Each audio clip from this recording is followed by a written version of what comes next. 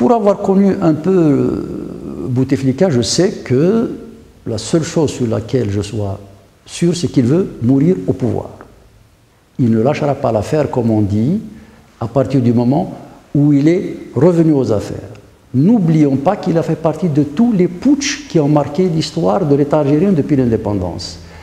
Sauf qu'à l'époque, il avait organisé pour une première fois, avec d'autres, au profit de Ben Bella. Ensuite, il l'a organisé au profit de Boumedienne. Aujourd'hui, il se sert lui-même. D'accord. Donc c'est dans la nature même du personnage, c'est de l'ordre psychologique. Oh, je crois qu'il faut lui reconnaître d'avoir dit qu'il ne croit pas au pluripartisme, il ne croit pas à la démocratie. Pour lui, je pense qu'il ne croit pas non plus à la citoyenneté.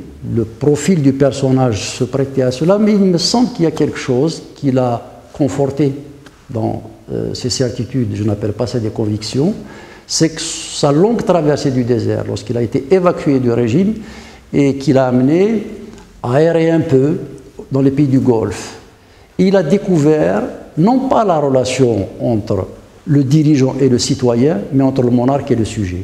Il rêve d'une société de sujets.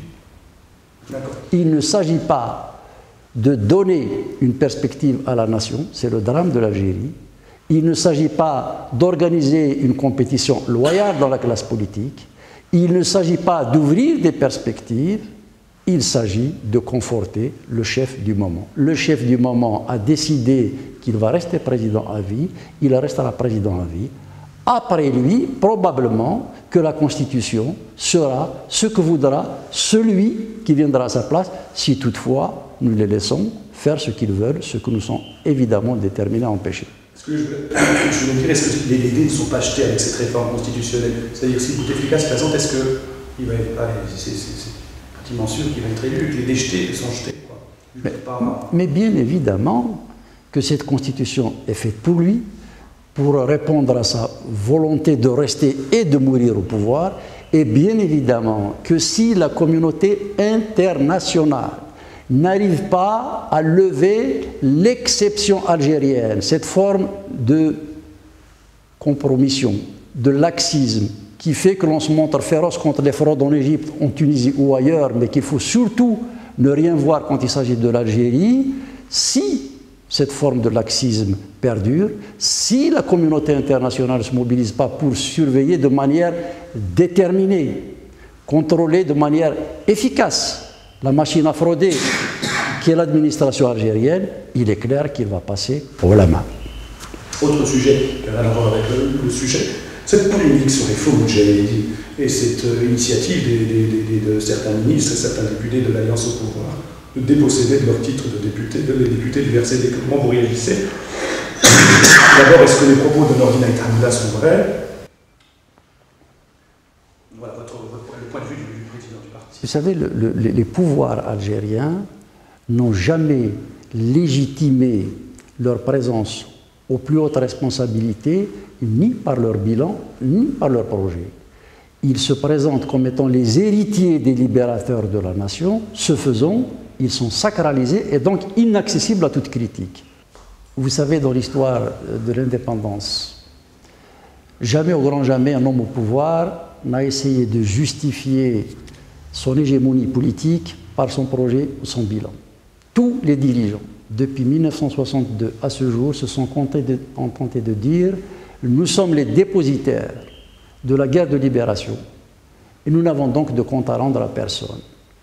La problématique, l'équation infernale de la crise algérienne est très simple. Confiscation de la mémoire par la manipulation. Confiscation de la fraude, confiscation de la volonté populaire par la fraude électorale. Confiscation de la richesse nationale par la corruption. Lorsque l'on a saisi cet enchaînement infernal, on a tout compris.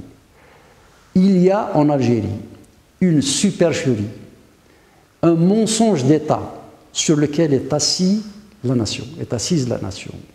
Il ne peut pas y avoir plus de moudjahidines, plus de combattants en 2008 qu'en 1962. Eh bien, je vous le dis, miracle algérien, nous sommes le seul pays dont les anciens combattants sont de plus en plus nombreux au fur et à mesure que le temps passe. Il ne peut pas y avoir eu 1,5 million de martyrs.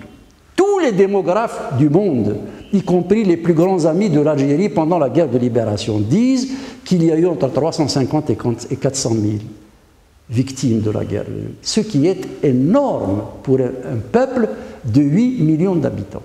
Il se trouve qu'entre Ben Bella et Boumedienne, il y a une espèce de compétition, d'inflation sur le nombre des martyrs pour savoir qui allait être celui qui mériterait de détourner à son seul profit la guerre de libération nationale pour pouvoir s'imposer au niveau de l'État.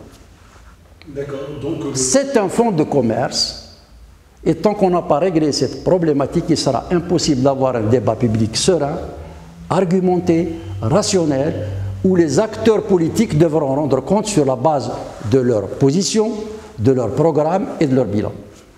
Donc sur les cartes de Moudjahi, combien en chiffres il devrait y en avoir et combien il y en a actuellement? Oh, il y avait quelques milliers en 1962. En comptant l'armée des frontières qui était en réserve avec Boumedienne qui préparait son coup d'État, il devait y avoir entre 40 et 50 000. Aujourd'hui, nous sommes à des centaines de milliers parce que ça évolue. C'est la seule clientèle sur laquelle repose aujourd'hui la base sociale du régime. Le budget du ministère des anciens combattants est l'un des plus grands du budget national. Nous venons d'étudier la loi des finances. C'est absolument catastrophique. Il est en 3e position dans le budget de l'État, après la défense nationale, l'intérieur, l'éducation et donc les Moudjahidines, en 4e position. Ça sera quoi une carte de Moudjahidine? Pardon? Ça sera quoi une carte de Moudjahidine? Ah, mais avec votre carte de Moudjahid, surtout si vous êtes servile, vous avez tous les avantages. Vous échappez à la loi. Lors d'un précédent mandat à l'Assemblée nationale, quand j'étais député, un certain nombre de fils de combattants sont venus déposer un projet de loi qui leur permettait d'accéder à des concours sans même passer d'examen. Ça va jusqu'à ce niveau-là. C'est une véritable prédation de la nation.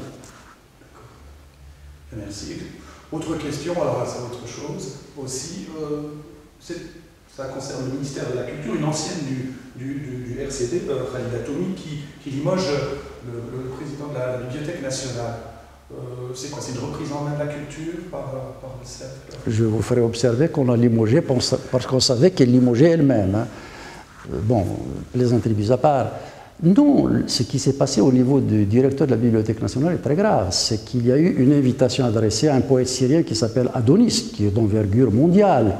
Il est venu dire ce qu'il a l'habitude de dire, c'est-à-dire en toute liberté intellectuelle, et naturellement, ses propos n'allaient pas dans le sens du conservatisme, du compromis islamo-populiste sur lequel est en train de construire sa réflexion politique le chef de l'État, évidemment, d'avoir laissé le poète Adonis s'exprimer, a coûté la place au directeur de la Bibliothèque nationale. Ça donne une idée de l'état de censure, d'étouffement et de régression dans lequel nous sommes en train d'évoluer en Algérie.